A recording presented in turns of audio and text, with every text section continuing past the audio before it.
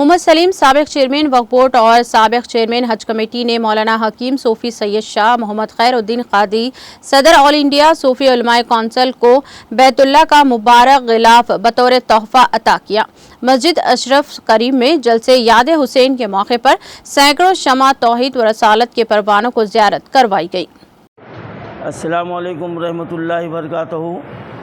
मोअज़्ज़िज़ नाज़रीन किराम, आज हमारे लिए बहुत ही खुशी और मसरत का दिन है कि आज हमारे हाथ में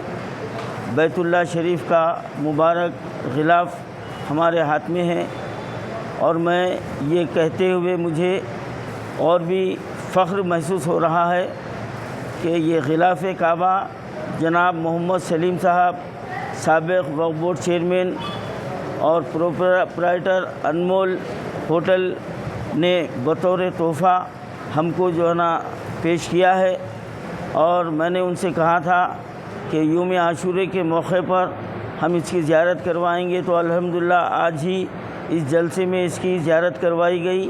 और इंशाअल्लाह ताला यहाँ पर इस मस्जिद में ये गिलाफ मुबारक महफूज रहेगा और 12 रबीउल अव्वल को भी इसकी ज़ियारत करवाई जाएगी। इस मौके पर मैं अल्लाह ताला से मैं ये दुआ करता हूँ कि हमारे मोहम्मद सलीम साहब को तमाम वाफ़ात व बलैयात से अल्लाह ताला उनकी हिफाजत फरमाए,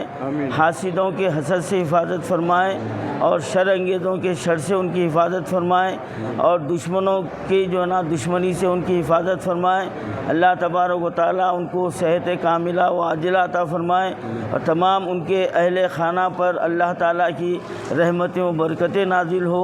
क्योंकि उन्होंने